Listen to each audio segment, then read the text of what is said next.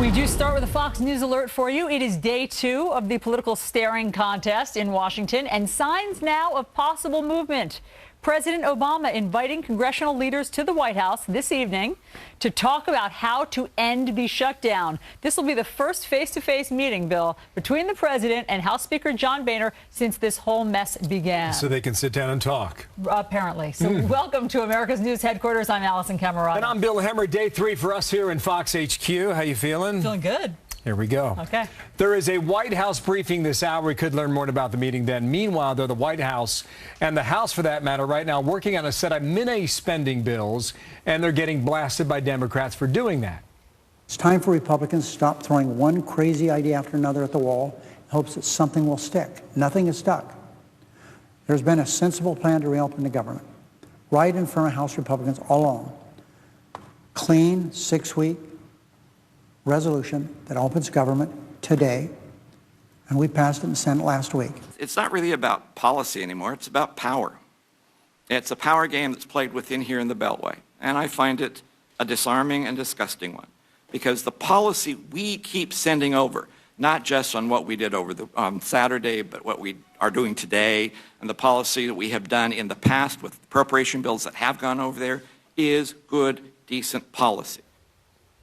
Doug McElway is live on the Hill. He's been there all morning. You'll probably be there all night, too, Doug. Good day to you. What's happening this hour?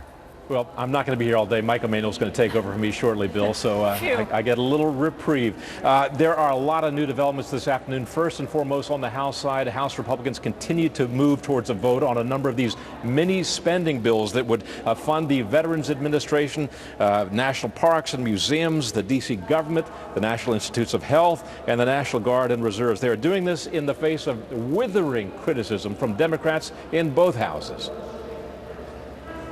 All of this is just a gigantic waste of time, which is one of the few things that the Republican majority is good at, and I want to give you credit for that. I believe reasonable Republicans, I hope, are desperately looking for a way out, and that's what all the newspapers say today, all the news reports.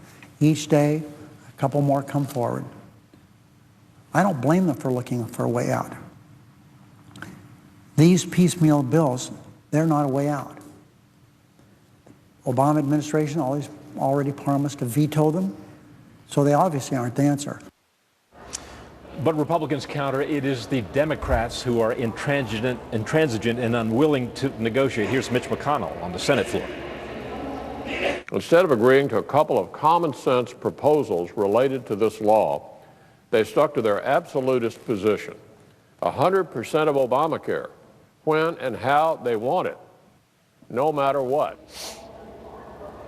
But now there are the first indications of movement. Just within the past couple of hours since announcing his cancellation of his trip to Malaysia, the president announced that he is convening a meeting at the White House at 5:30 this afternoon for all the leaders of Congress. We're talking Senate Majority Leader Reid, Leader McConnell, Nancy Pelosi, and Speaker John Boehner on the House side. In response to that, McConnell's spokesman, Don Stewart, issued a statement just a little while ago in which he said, in part, so frankly, we're a little confused as to the purpose of this meeting. If the president is serious about Congress finding a solution, then he will urge Senate Democrats to agree to the request by the House of Representatives to convene a conference committee. And then just after that, we hear from Majority Leader Reid that he is willing to convene a conference committee if the House passes a clean CR. The House is unwilling to do that. So what is the president's motivation here?